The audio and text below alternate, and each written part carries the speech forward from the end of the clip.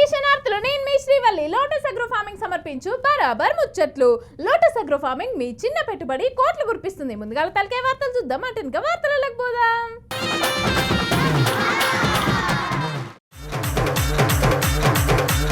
ఆశ్రమం బల్ల సార్లు తీస్తాండ్రు పిల్లల పానాలు.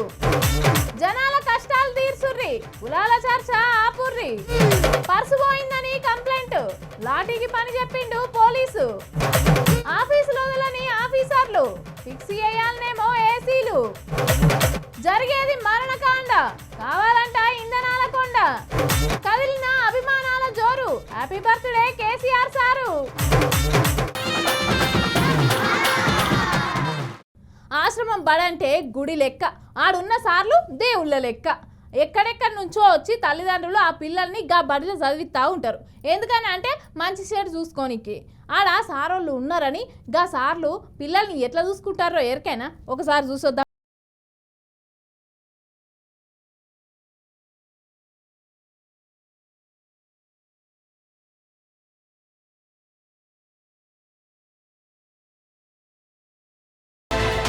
చాలా మంది తల్లిదండ్రులు వాళ్ళ పిల్లల్ని ఇంటికాడ కష్టాలు ఎక్కువనే ఆశ్రమం పల్లెలో చదివిస్తారు. ఎందుకంటే ఆడైతే జర తిననికే తిండి, తానికే నీళ్లు జర టైంకు దొరుకుతాయి పిల్లలకు. అన్నిటికి మించి మంచిగా ఫ్రీగా చదువు చెప్పి రేపటి నాడాలు బాగుపడితే చూద్దామని తల్లిదండ్రుల ఆశ. ఇంకా దూరంగా ఊర్ల నుంచి నెలకో 2 నెలలకు ఒకసారి వచ్చి చూసిపోతారు. ఇక అది కూడా లేకుంటే ఫోన్ చేసి మాట్లాడతారు. ఇంకా మేము ఆడ లేకుంటే ఏమైంది, సారులు ఉన్నారు కదా మంచిగా చూసుకుంటారన్న నమ్మకం. కానీ ఈ స్కూల్లో ఎట్లున్నా చూడరు, పిల్లలకు రోగం వచ్చి సావు బతుకులున్నా గానీ వీళ్ళకు సోయే లేదు. అసలు ఏం జరిగిందో నువ్వు చెప్పక.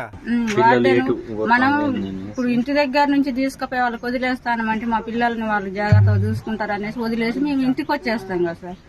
మరి ఆ తర్వాత వాళ్ళే చూసుకోవాలి. ఏదైనా మాకు ఏదైనా వాళ్ళు చెప్తేనే మాకు తెలుస్తుంది. అట్లనే మేము ఇంకా పిల్లగాడు బాగానే ఉన్నాడు అనుకోని ఇంటికాడనే ఉండేది. ఇంటికి వచ్చి జ్వరం వస్తుంది, వాళ్ళు ఏం చేయలేదు అంటే ఒక టాబ్లెట్ ఇచ్చిండ్రట అని చెప్పింది.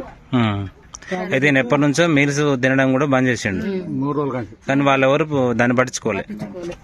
ఫస్ట్ రోజు ఒక రోజు టాబ్లెట్ ఇచ్చింది, ఆ తర్వాత మళ్ళీ గది ముచ్చట. మూలుగు జిల్లా వాజేడు మండలం పేరూరు ఆశ్రమం. ఇక చిన్నోడు 8వ తరగతి చదువుతున్నంట. పేరొచ్చి సోయం వినీత్. ఈ బల్లె సారోలు చేసిన నిర్లక్ష్యానికి ఆసారావాడైతే ఖచ్చితంగా ఇయ్యాలి. అరే పిల్లగాడు 3 రోజుల సంది తినకపోతే తిన్నాడా లేదా అని అరుచుకోవాలి కదా. మరి ముఖం చూసి అయినా ఈడ్చుకపోయింది అనిపించలేదేమో. అసలు చూసి రోజు లేదు. ఇక ఆరోగ్యం మంచి లేదనేసరికి ఓ గోలు తెచ్చిచ్చిరట వేసుకోమని. అరే వాళ్ళ అమ్మనాయన కన్నా ఫోన్ చేస్తే వచ్చి దవాఖాన కన్నా దొరకపోతుంటే కదా సార్లు. అరే ఆ పోరగానికి ఏమైందో తెలియకుండా ఏదో ఒకటి గోలి తిరిగి వేసుకునే పాపం ఇప్పుడు ఆ పోరగాడు చచ్చిపోయే తెచ్చిస్తారా?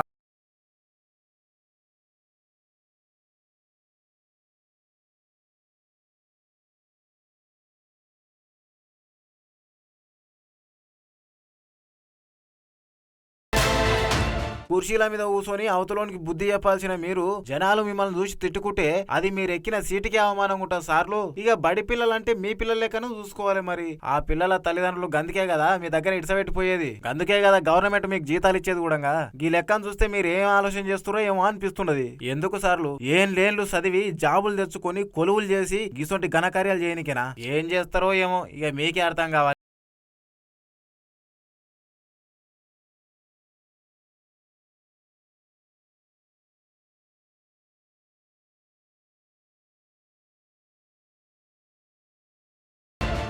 ఏం రాజకీయాలు పాడైనాయి రా నాయన. ఓ పక్క దేశం అంతటా జనాలు 100 రకాల సమస్యలతోని బాధపడతా అంటే రాజకీయ నాయకులకు మాత్రం ఆయన మీద ఈయన మీద ఆయన షాడీలు చెప్పుడు ఈయన షాడీలు చెప్పుకునే సరిపోతుంది. అరే కులాలు మతాలు లెక్కబెట్టి ఏం సాధిస్తారు ఎప్పుర్రి? ఎందుకు ఇప్పుడు గీ ముచ్చట చెప్తాంది శ్రీవల్లి అని అనుకుంటారా? ఒక పారి మీరే చూడుర్రి, మీకే అర్థం.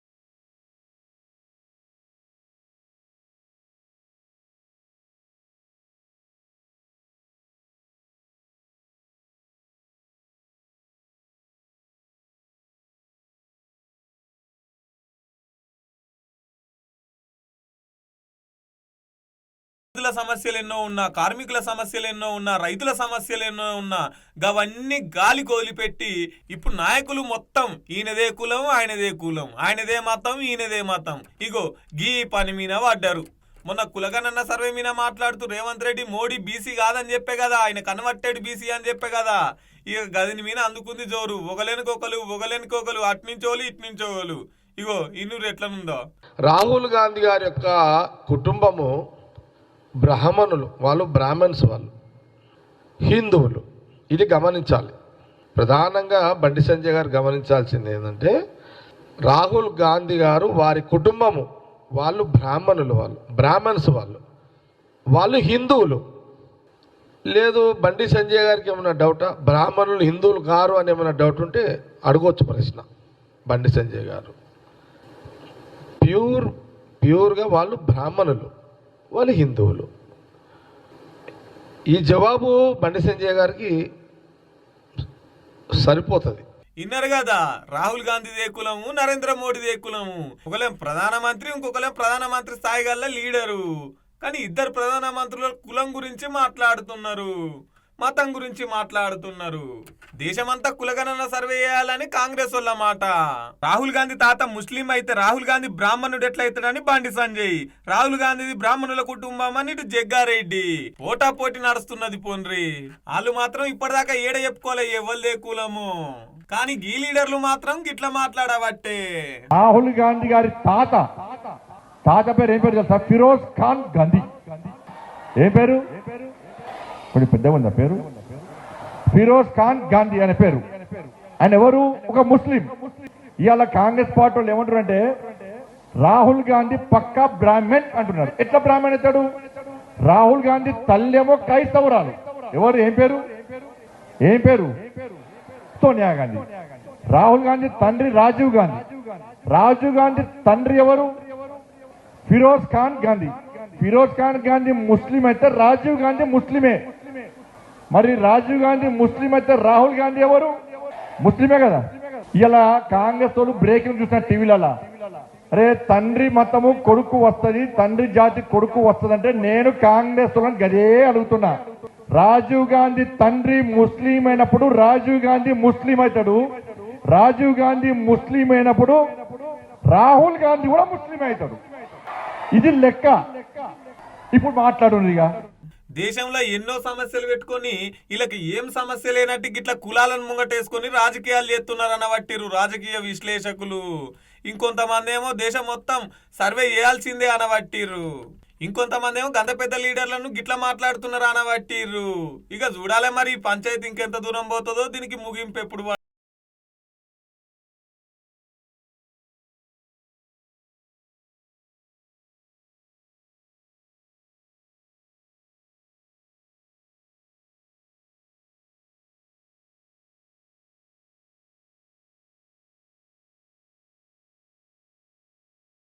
జనాలను రక్షించేటోళ్ళు వాళ్ళే అన్యాయంగా జనాలను శిక్షిస్తే న్యాయానికి అన్యాయానికి తేడా ఏమన్నా ఉంటుందా?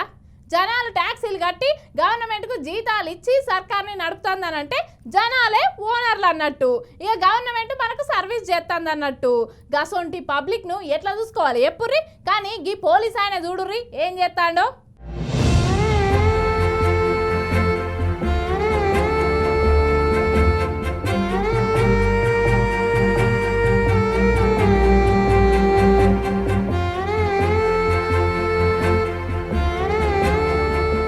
గవర్నమెంట్ అధికారులు ఉన్నదే మంచిగా ప్రజల్ని కాపాడడానికి. మరి వాళ్ళే అన్యాయంగా ప్రజల్ని కొడితే ఎట్లయితది? మళ్ళీ అల్లా టప్ప జాబ్ కూడా కాదు, పోలీస్ జాబు. పోలీస్ జాబ్ అంటేనే జనాలకు అండగా ఉండాలి. ఏమైనా కష్టం వస్తే కంప్లైంట్ ఇచ్చినా గానీ రియాక్ట్ అయ్యి ప్రజల బాధలు తీర్చాలి. కానీ ఇక్కడ మొత్తం రివర్స్ ఉన్నది కదా. ఒక్కసారి ఈ అక్క చెప్పేది నువ్వు. నా పేరు బోయి భాగ్య. నిన్న జాన్కంపేట జత్ర ఉండే. అయితే ఆ జత్రకు నేను నా కొడుకు ఇద్దరం పోయినాము. ఆ జత్రలా సగం సామాన్ కొన్నాక, నా పిల్లగాడికి అద్దాలు గినక కొన్నాక, అయితే చేసుకొని జాతర వేసుకొని వస్తుంటే రాంగా ఇంత బెల్ట్ కొంటా అని, నా పిల్లగాడికి బెల్ట్ కొంటా అని బెల్ట్ దగ్గర ఆగిన. అయితే నా పర్సు పడిపోయింది. అక్కడ పడిపోయింది, నేను చూసుకోలేదు. చూసుకోలేదు. అయితే అయ్యో నాకు పర్సు పోయింది, అమ్మ ఎవరికైనా కనిపించిందా అని మళ్ళా అడిగితే ఇక్కడ ఎవరు కనిపించలేదని చెప్పేస్తే మళ్ళీ మీదికి పోయినా. మళ్ళీ ఎక్కడెక్కడ తిరిగినా అక్కడంతా తిరిగినా. ఇక్కడ దొరుకుతలేదని ఆయనతో గుళ్ళకి పోయినా. సారు నైదు పర్సు పోయింది అని అంటే, బయట మేడాలు ఉంటారమ్మా, బయట మేడాల దగ్గరికి పోయి చెప్పుకో, వాళ్ళు చూస్తారు అని అంటే మైకులు వస్తారు అని చెప్పిండ్రు. అయితే ఈ అక్క పేరు భాగ్య, నిజామాబాద్ జిల్లా రేంజల్ మండలం దూపల్లి గ్రామానికి చెందిన ఈమె. అయితే ఈ అక్క ఏం చేసిందంటే అలా పిల్లగాని తీసుకొని జానకంపేట బ్రహ్మోత్సవాల జాతరకు పోయిందంట. మొత్తం దర్శనం చేసుకున్నాక ఇక జాతరల పిల్లలు అవి ఇప్పియమంటారు కదా, ఇక పోయి ఏదో ఒకటి కొందామని చెప్పి మెల్లగా జాతరలకు గదిలిందట. ఇక బొమ్మలు కొన్న తర్వాత షాపులకు బిల్లు కట్టాలి కదా, ఇక చూస్తే పర్సు లేదంట అక్కది, ఎవరో కొట్టేసిరంట. అన్నే ఇక ఆడ బందోబస్తు కోసం వచ్చిన పోలీసులు ఉన్నారంట, అలాగే చెప్పిందంట నా పర్సు పోయిందని. అన్నే డ్యూటీలో ఉన్న బోధన్ రూరల్ సిఐ విజయ్ బాబుకు పర్సు పోయింది సార్ అని చెప్పిందంట. అందులో 300 ఉన్నాయంట, ఇంకేవో ఉన్నాయంట, అవి ముఖ్యం కాదు కానీ నాకు తాళం చేయి ఉన్నది అదే ముఖ్యం అని చెప్పిందంట. కథం ఇక గాదానికే కోపం వచ్చి అసలు ఏమైందా ఏం జరిగిందని ఒక్కసారి నువ్వు చెప్పక్క ఇంటారు. మళ్ళా పోయి ఆయన ఎందుకెళ్ళి ఆయన పెద్దసారి వచ్చిండు, ఆయన వచ్చేది కూడా నేను చూసుకోలేదు. అయితే ఇక వచ్చి పటా ఇక వేసిండు, మరి ఇత తొడ మీద కొట్టిండు, తొడ కమిలిపోయింది. ఇట్లా మస్తు అవస్థ అంటే అవస్థ. నిన్న నడవ రాకుండా ఉంటే నన్ను ఈమె ఎటు పోతుందో అని ఫాలో చేయించిండ్రు. ఫాలో చేస్తే ఇంకా ఈమె ఇళ్ళని పడుతుందా లేకపోతే ఇంటికి పోతుందా అని మా దూపల్లి గేట్ దాకా చిన్న నా దగ్గర 50 రూపాయలు ఉన్నాయని ఇక ఇంటికి పోయినా. రాత్రి ఇక నాకు మా ఆయన ముంగట ఇక నేను చెప్పిన ఏడ్చిన అయితే నాకు కూసుండొస్తలేదు, నివ్వస్తలేదు, పానం చొప్పుతలేదు, ఏం చొప్పుతలేదు. ఏమైందని అంటే ఇక చూపించిన దెబ్బలు మన భర్తకు చూపించిన. అయితే ఈ రోజు ఒక్కరోజు నేను రాకపోతే ఇంత గత అయిందన్న మగడు నాకు కూడా ఇంత అయింది అని బాధపడ్డది. అయినా కూడా బాధపడ్డాను. ఆపరేషన్ చేయించుకొని నేను సుఖపడ్డది ఏమి లేదు. నాకు మొన్న ఆపరేషన్ అయింది. కొట్టింది సిఎస్ఆర్. ఆడామని కనికరం కూడా లేకుండా లాటి తీసుకొని కొట్టినంట, నోటికి వచ్చినట్టు మాట్లాడినంట. ఇంకా కాదు, ఆడ బోధన్ కాంగ్రెస్ ఎమ్మెల్యే సుదర్శన్ రెడ్డి సార్ ఉన్నాడంట. ఆయన అండ చూసుకొని ఈ సిఐ విజయ్ కుమార్ ఇంకా రెచ్చిపోతుందని చెప్పేసి కూడా అంటున్నారు. అరే మగ పిల్లగాడన్నా కాదు సారు, ఆడామని గంతగానం కొడతారా మీరు, అది కూడా పర్సు పోయిందని చెప్పినందుకు. ఏం పోలీసులు అయ్యిర్రో ఏమో మీరు ఎట్లా అయ్యిర్రో. ఇంకా ఇదంతా ఉట్టిగానే అవుతుందా? గవర్నమెంట్ ఇలా కొమ్ము కాస్తే ఎట్లా అవుతుంది? ఆయన పైన ఎట్లైనా చేసి కఠిన చర్య తీసుకోవాలని భాగ్యక్కున్నది కదా, ఆమె ఎడబల్లి పోలీసులకు ఫిర్యాదు చేసిందంట. చూడాల మరి గిసోటి పోలీసు వాళ్ళ మీద ఎట్లా రియాక్ట్ అవుతారు.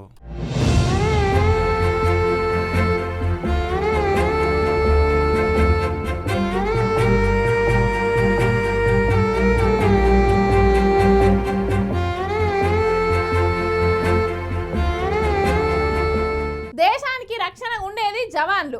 మన దేశంలో ఎవ్వరు అడుగు పెట్టకుండా చూసుకుంటుంటే వాళ్ళ సొంత భూమిలో మాత్రం అందరూ అడుగు పెడుతున్నారులా. అగో గసంటోళ్లకు గవర్నమెంట్ కొమ్ముగా అత్తుందట. ఓ దిక్కు ఆయన మన దేశాన్ని కాపాడుతుంటే ఈడున్న పని మంత్రులేమో గిజ్జేయబట్టే.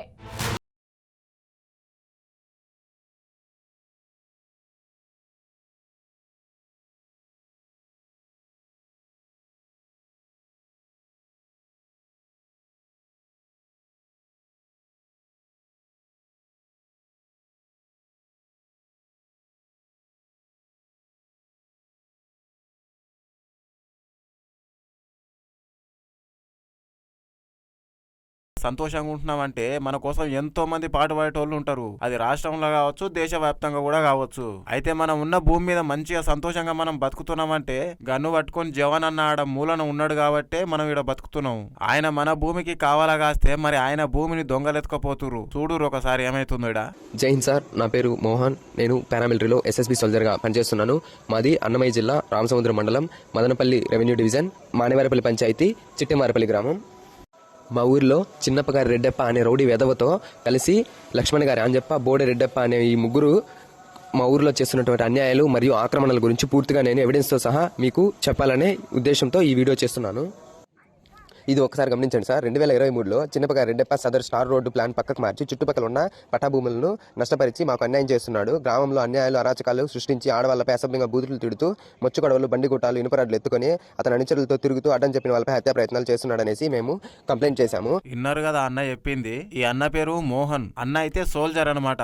అన్న చాలా కష్టపడి వాళ్ళ ఊర్లో జరిగే మోసాల గురించి అన్నిటి గురించి మంచిగా ఒక వీడియో తీసిరు, అది కూడా చూడుర్రి. అయితే అన్నది వచ్చేసి అన్నమయ్య జిల్లా రాజసముద్రం మండలం చిట్టెవారి మానేవారిపల్లి గ్రామం. అయితే ఇలా ఊర్ల చిన్నప్ప గారి రెడ్డెప్ప, లక్ష్మణ గారి అంజప్ప, బోడే రెడ్డెప్ప అనేటోళ్ళు కబ్జాలకు దిగిర్రంట. ఇప్పుడు కాదు, వెనకటి కాలం సందే. ఒక ఈ జవాన్ అన్ననే కాదు, ఆ ఊర్లో ఇంకా చాలా మంది ఉన్నారంట. వాళ్ళందరు కలిసి ఇలా మీద కంప్లైంట్ ఇచ్చిన కబ్జా చేస్తున్నా చెప్పినా కానీ ఏం పట్టించుకోలేదంట. మరి ఇగో ఈ వీడియోలో చూడుర్రి, ఇది 70 సంవత్సరాల కింద దేవినా వాళ్ళ ఊర్లో చేదబావి అంట. ఇక చేదబావి అంటే మంచిగా నీళ్లు తోడుకోనికి ఉంటది. కానీ మనోళ్ళు ఏం చేసిరంటే దాన్ని డ్రైనేజీ లైన్ లెక్క మంచిగా వాడుకుంటున్నారంట. దాని వల్ల ఊర్లో మస్తు మందికి వాసన వచ్చి ప్రాబ్లం కూడా అయిందంట. ఇక ఇంటి ముంగలు ఉన్న రోడ్ల మీద మట్టి పోసి జాగంతా మాదే అని చెప్పేసి ఇక ఇండ్లు కూడా కట్టుడు స్టార్ట్ చేసిరంట. ఎవరన్నా వచ్చి ఏంది ఈ అన్యాయము, మా జాగాల నువ్వేంది అని అడిగితే వాళ్ళ మీద కత్తులు కాటర్లు తీసుకొని దాడి చేయడానికే సిద్ధమయ్యారంట అన్నోళ్ళు. అంతేకాదు నోటికి వచ్చినట్టు తిడుతురంట ఆడోళ్ళను కూడా. ఎందుకు ఇంతగానో రెచ్చిపోతారు అనుకుంటారా? ఇక సపోర్ట్ లేకుండా జరగదు కదా. ఆడున్న రాజసముద్రం ఎంఆర్ఓ నిర్మలాదేవి వీళ్ళకి మంచిగా మద్దతు పలుకుతుందంట.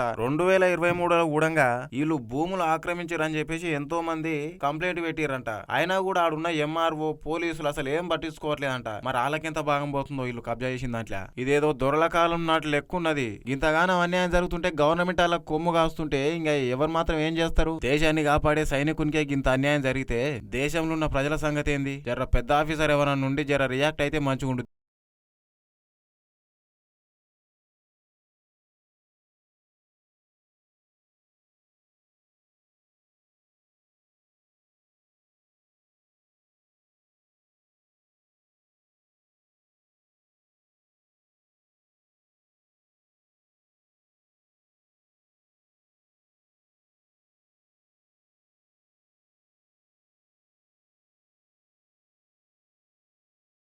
రాష్ట్రం ఏదైనా అందరం మనుషులమేనాయే. ఒకరికొకరు సహాయం చేసుకోవాలి. నీకు నా అవసరం ఉన్నది, నాకు నీ అవసరం ఉన్నది. ఆపదలు ఉన్నప్పుడు ఆదుకోవడం మన బాధ్యత అన్నట్టు. కానీ సందు దొరికింది కదా అని పడ్డోని మీద రాళ్ళేసుడు ఎంతవరకు కరెక్ట్ చెప్పుర్రి?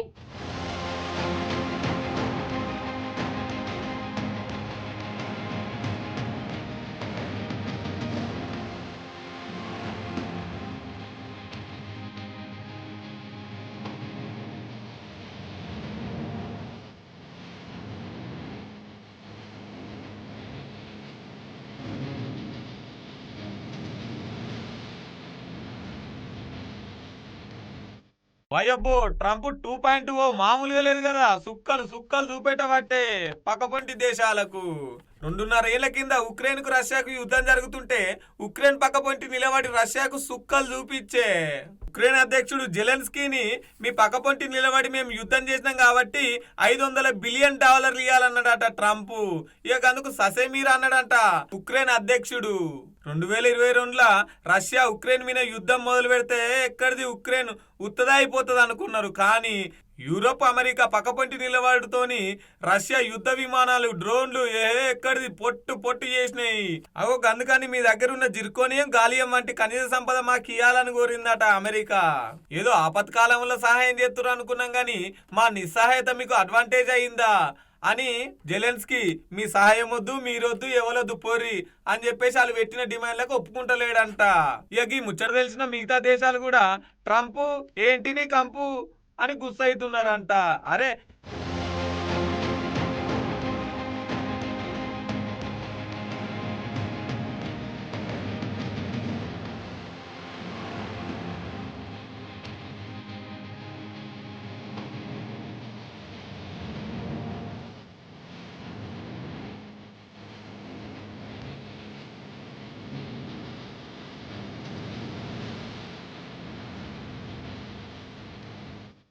మనం ఎంత ప్రేమ అభిమానం సంపాదించుకున్నా మనం గతంలో చేసిన పనిని బట్టే ఉంటుంది మన విలువ.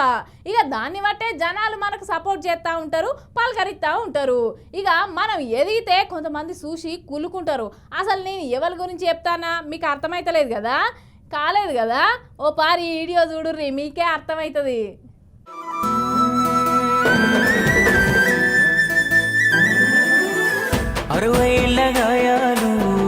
మరవలేని వేదనలు అన్ని మాయమవుతాయి నిన్ను చూడగాని. తీర్చినావు మా కలలు, తుడిచినావు కన్నీళ్ళు, నిన్ను చూస్తే గుర్తొస్తాడు ఇంట్లో ఉన్న నాని. ఇలా అన్ని గులాబీ పార్టీ ఆఫీసుల కాడ జెండాలు ఎగిరేసిర్రు, కేకులు కోసిర్రు. ఎందుకో ఎరికైనా మన మాజీ ముఖ్యమంత్రి కేసీఆర్ సారు 71వ పుట్టినరోజు. ఇటు బంజారా హిల్స్ లో ఉన్న గులాబీ పెద్ద భవన్లకు అయితే పొట్టు పొట్టు అభిమానులు వచ్చిర్రు. సాధారణంగా ఒక బిడ్డకు తన తండ్రి తల్లి అంటే గొప్ప హీరో వర్షిప్ ఉంటుంది. మా నాయన హీరో అనుకుంటారు ఎవరైనా. కానీ కేసీఆర్ గారి కడుపున పుట్టిన బిడ్డగా నిజంగా నా పూర్వజన్మ సుకృతం, నా అదృష్టం. ఎందుకంటే మా నాన్న నా ఒక్కడికే హీరో కాదు. మా నాన్న మొత్తం తెలంగాణ జాతికి హీరో, 4 కోట్ల తెలంగాణ ప్రజలకు హీరో. తెలంగాణకు విముక్తి కల్పించిన ఒక మహానుభావుడు, ఒక కారణ జన్ముడు కడుపున నేను పుట్టడం నా అదృష్టంగా భావిస్తా ఉన్నాను. నిజంగా అప్పుడప్పుడు ఇప్పుడే పెద్దలు చెప్తా ఉంటే కొన్ని సినిమా రీల్ లాగా మనసులో తిరుగుతూ ఉండే. ఇక కేటీఆర్ సారు, హరీష్ రావు గారు ఇద్దరు కలిసి కేక్ కట్ చేసిర్రు. కేసీఆర్ సార్ ఏమో అలా సొంతూరు ఎర్రవేలిలకి ఇట్లా యాగం చేసిండు. కేసీఆర్ కు తెలంగాణకున్న బంధం ఇది పేగు బంధం, తల్లి బిడ్డల బంధం. కేసీఆర్ కు తెలంగాణ ప్రజలకున్న బంధం. కొంతమంది తెలిసి తెలియక మాట్లాడుతుంటారు, కానీ కేసీఆర్ ప్రతి నిమిషం తెలంగాణ కోసమే ఆలోచించిండు. సార్ను కలిసి విషెస్ చెప్పడానికి కేసీఆర్ సార్కు జన్మదిన శుభాకాంక్షలని బ్యానర్లు కడితే ఆ బ్యానర్లన్నీ ఉడవీకేసిరాట మున్సిపల్ అధికారులు. అగో కాంగ్రెస్ వాళ్ళు ఏమో వస్తారు మాయం తీసేస్తారా అని చెప్పేసి కొద్ది గడబిడ కూడా నడిచింది. ఎవరు చెప్పినా చించమని చెప్పినా టీఆర్ఎస్పీ ఎవరు చెప్పిన కలుపు లైన్ కలుపు పక్కన వేరే పోస్టర్లు పెట్టి టీఆర్ఎస్ మాత్రం ఇస్తారా మీరు? ఎవరు చెప్పిన ఫోన్ కలుపు కంట్రోల్ రూమ్ సెటిల్ అయిపోయిరా? హైదరాబాద్ మొత్తం చింపుతున్నారా? కేసీఆర్ బర్త్డే చింపుతున్నారా? ఎందుకు చింపుతున్నారు అంటున్నా? ఇది ఎందుకంటే టీఆర్ఎస్ పోస్టర్ చింపమని చెప్పినంత మీరు ఎందుకు? పై నుంచి ఎవరు చెప్పారు ఆర్డర్స్? ఏ కమిషనర్? అంటే మొత్తం చింపుతున్నారా? Only TRS చింపుతున్నారా? అట్లేం లేదు. పక్కన కనిపిస్తుంది కదా గోడల మీద ఓన్లీ టీఆర్ఎస్ మాత్రం చింపుతున్నారు. అవునండి, హైదరాబాద్ మొత్తంలో ఓన్లీ టీఆర్ఎస్ చింపుతున్నారా? పక్కన వేరే పార్టీ వాళ్ళ ఉన్నాయి కదా, బీజేపీ వాళ్ళ చింపుతున్నారా మీరు? అంటే ఓన్లీ కేసీఆర్ సార్ కాబట్టి తీస్తున్నారు మీరు, అంతేనా? అంతే, ఓన్లీ కేసీఆర్ గారు కాబట్టి వారి పుట్టినరోజు సందర్భంగా పెట్టిన పోస్టర్స్ చించమని చెప్పి మీకు అఫీషియల్ ఆర్డర్లు వచ్చినాయి, అంతేనా? Okay, thank you. గిదేంది సారు గాలకో న్యాయం మాకో న్యాయం అని అడిగితే direct orders from Telangana CEO మమ్మల్ని ఏం చేయమంటారు అంటున్నారట జిహెచ్ఎంసీలు, హెచ్ఎండిఏ వాళ్ళు. కారు పాటోళ్ళు అయితే పెద్ద పండుగనే చేసుకున్నారు ఇవాళ సారు బర్త్డే సందర్భంగా. సార్ అభిమానులు సార్తో దిగిన ఫోటోలన్నీ సోషల్ మీడియాలో కిడిచి హ్యాపీ బర్త్డే సీఎం సార్ అని పెట్టవట్టిర్రు.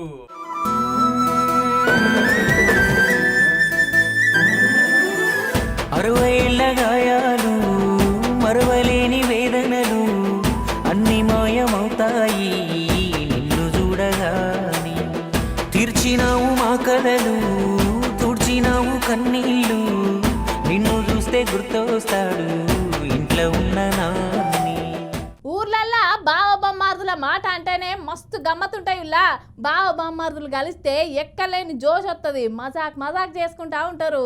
ఇక అప్పుడప్పుడు బావ బొమ్మార్దులు ఇద్దరు పందాలు వేసుకున్నారు అనుకో, అది ఏ లెవెల్ ఉంటుందో ఒక్కసారి ఊహించుకోర్రి. ఇగో గిట్టు ఉంటుంది అన్నట్టు.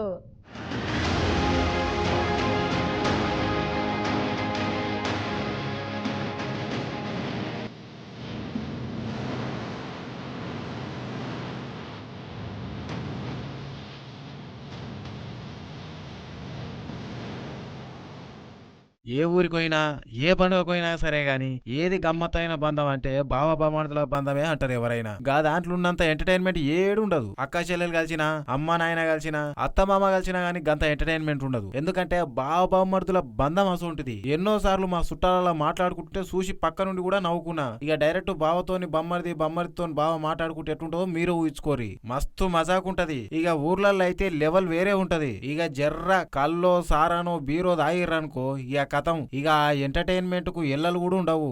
చుట్టుపక్కల ఉన్నోళ్ళైతే నవ్వి నవ్వి చచ్చిపోతారు. గంత జోకు జోకుంటది బావబమ్మర్ది బంధం అంటే.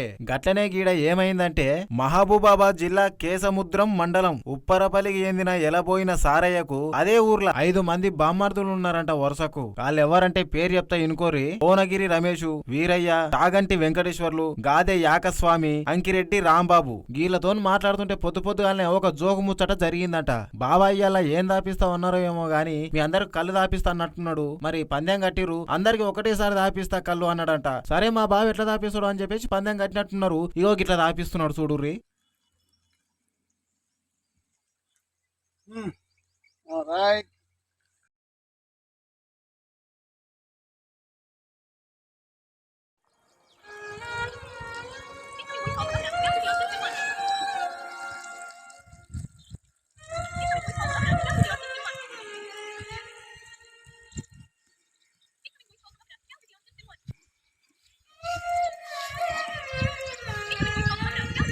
వాళ్ళ బావ పైపు పెట్టి అందరికి కళ్ళు పోస్తుంటే అరే మా బావ ఏం ఐడియా వేసిండని చెప్పేసి కళ్ళు అయినాక మస్తు మెచ్చుకున్నారంట అలా బావని. ఈ మ్యాటర్ ఇప్పుడు సోషల్ మీడియాలో మస్తు వైరల్ అవుతుంది. నేను కూడా ఏడదులే ఇట్లా దాపిచ్చుడు. మీరు కూడా ఓ పాలు ట్రై చేయరి మీ ఊర్లలో బావ బామర్దులుంటే.